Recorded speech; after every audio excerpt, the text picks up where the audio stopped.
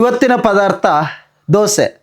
ದೋಸೆ ಅಂದರೆ ಬರೇ ದೋಸೆ ಅಲ್ಲ, ದಾಸವಾಳ ಸೊಪ್ಪಿನ ಮತ್ತು ದಾಸವಾಳ ಹೂವಿನ ದೋಸೆ. ಮಾಸ್ತಿಯವರು ತಮ್ಮ ಪತ್ರಿಕಾ ಕಚೇರಿಯಲ್ಲಿ ಲೇಖನಗಳನ್ನು ಆಯ್ಕೆ ಮಾಡ್ತಾ ಇರಬೇಕಾದ್ರೆ ಅವರಿಗೊಂದು ಕವನ ಸಿಕ್ತು. ಮೂಡಲ ಮನೆಯ ಮುತ್ತಿನ ನೀರಿನ ಎರಕಾವ ಹೊಯ್ದ. ಹೀಗೆ ಇದು ಯಾವುದೋ ಮುಂಜಾವಿನ ಕವನ ಅಂತ ಹೇಳಿ ಓದ್ತಾ ಓದ್ತಾ ಹೋಗ್ತಾರೆ. ಕೊನೆಯ ಸಾಲು ಅವರಿಗೆ ಮೈ ಜುಮ್ ಅನ್ನತ್ತೆ. ಇದು ಬರೀ ಬೆಳಗಲ್ಲವೋ ಅಣ್ಣ ಅಂತ. ಅವರು ಮತ್ತೆ ಕವನವನ್ನು ಮೊದಲಿನಿಂದ ಓದ್ಲಿಕ್ಕೆ ಶುರು ಮಾಡ್ತಾರೆ. ಅವರಿಗೆ ಅದು ಆ ಕವನ ಅದು ಬೇರೆಯಾಗೇ ಗೋಚರಿಸ. ಮೂಡಲ ಮನೆಯ ಮುತ್ತಿನ ನೀರಿನ ಎರಕಾವ ಹೊಯ್ದ ನುಳ್ಳನೆ ಎರಕಾವ. ಅದು ಬೇಂದ್ರೆ ಅವರ ಬೆಳಗು ಕವನ. ನೀವು ಒಂದ್ಸರಿ ಓದಬೇಕು ವೀಕ್ಷಕರೇ, ತುಂಬಾ ಅದ್ಭುತವಾಗಿದೆ. ಆಹಾರಂ ಯೂಟ್ಯೂಬ್ ಚಾನಲ್ಗೆ ಸ್ವಾಗತ. ನಾನು ನಿಮ್ಮ ರಜನೀಶ್ ನಾವ್ಡ.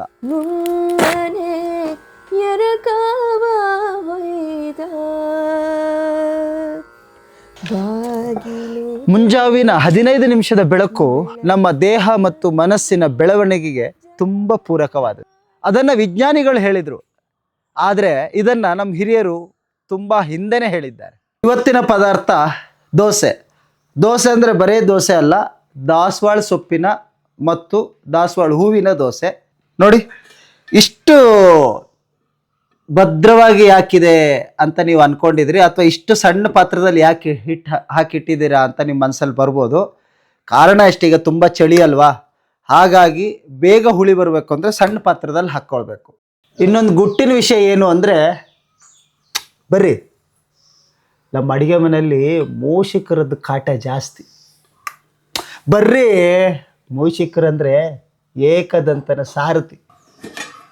ಏನು ನೇರ ದೋಸೆ ಹಿಟ್ಟಿಂದನೇ ಶುರು ಮಾಡಿದಿರಿ ಅಂತ ಅನ್ಕೊಂಡಿದ್ದೀರಲ್ವಾ? ನೋಡಿ ಅಲ್ಲಿ. ಈಗ ದಾಸವಾಳ ಸೊಪ್ಪಿನ ದೋಸೆಗೆ ಬೇಕಾಗುವ ಪದಾರ್ಥಗಳನ್ನು ನೋಡ್ಕೊಬರೋಣ ಬನ್ನಿ. ಉದ್ದು, ಅಕ್ಕಿ, 1 ಸ್ಪೂನಷ್ಟು ಮೆಂತೆ. ಸಾಮಾನ್ಯವಾಗಿ ದೋಸೆಗೆ ನೆನೆಸೋದಾದರೆ 1 ಉದ್ದಿಗೆ 1 ಪ್ರಮಾಣದ ಅಕ್ಕಿಯನ್ನು ನೆನೆಸ್ತೀವಿ. ಆದರೆ ಈಗ ದಾಸವಾಳ ಸೊಪ್ಪು ಹಾಕೋದ್ರಿಂದ 1 ಉದ್ದಿನ ಪ್ರಮಾಣಕ್ಕೆ 2 ಪ್ರಮಾಣದ ಅಕ್ಕಿಯನ್ನು ಹಾಕಬೇಕಾಗತ್ತೆ.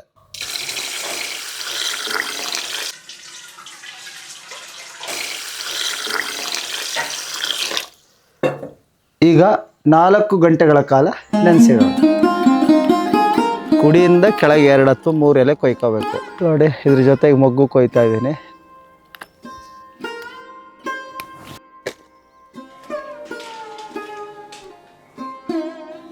ನೋಡಿ, ಇದನ್ನು ತೆಕ್ಕಬೇಕು, ಇದು ಬೇಡ.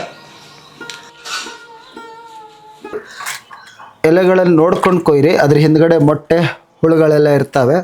ಇವಾಗ ಅದು ಸೀಸನ್ ಆಗಿರೋದ್ರಿಂದ ಜಾಗ್ರತೆ ಆಗಿ ನೋಡಿಕೊಂಡು ಎಲೆಗಳನ್ನು ಕೊಯ್ಕೋಬೇಕು.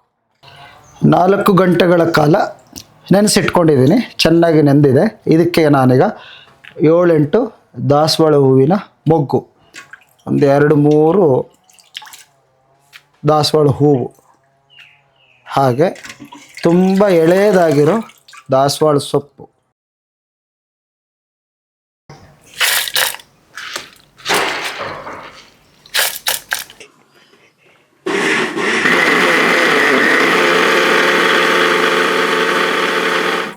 ನೋಡಿ ಇಷ್ಟು ನುಣ್ಣಗೆ ರುಬ್ಕೋಬೇಕು.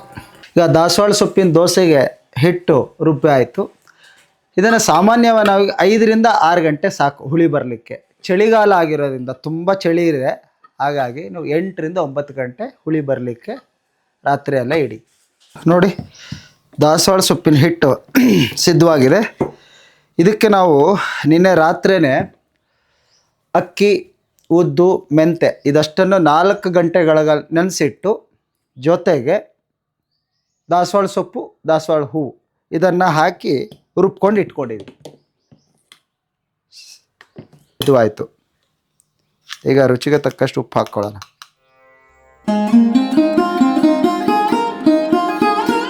ದೋಸೆ ಹೊಯ್ಲಿಕ್ಕೆ ದೋಸೆ ಹಿಟ್ಟು ಸಿದ್ಧವಾಯಿತು. ಈಗ ಅದ್ರ ಜೊತೆ ಕಾಂಬಿನೇಷನ್ನು ಎಳ್ಳಿನ ಚಟ್ನಿ, ಎಳ್ಳು ಕಾಳಿನ ಚಟ್ನಿ ತುಂಬ ಚೆನ್ನಾಗಾಗುತ್ತೆ. ಅದು ಹೇಗೆ ಅಂತ ಮುಂದಿನ ಸಂಚಿಕೆಯಲ್ಲಿ ಹೇಳ್ತೀನಿ. ಇವಾಗ ದೋಸೆ ಇಕ್ಕೊಬರೋಣ ಬನ್ನಿ.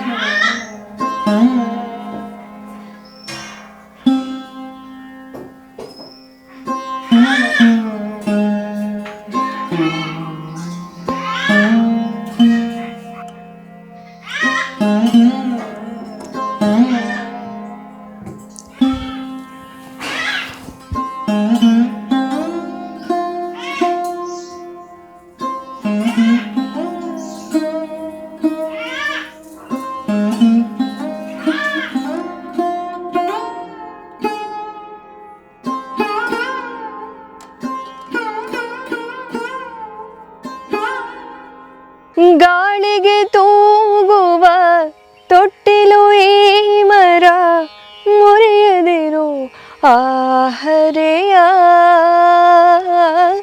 ಗಾಳಿಗೆ ತೂಗುವ ತೊಟ್ಟಿಲು ಈ ಮರ, ಮುರಿಯದಿರು ಆಹರೆಯ. ಆಹರೆಯಲ್ಲೇ ಕುಳಿತಿರಬಹುದು ಗೋಪಿ ಜನರ ಸುದೈವ. ಆಹರೆಯಲ್ಲೇ ಕುಳಿತಿರಬಹುದು ಗೋಪಿ ಜನರ ಸುದೈವ. ಗೋಪಿ ಜನರ ಸುದೈವ.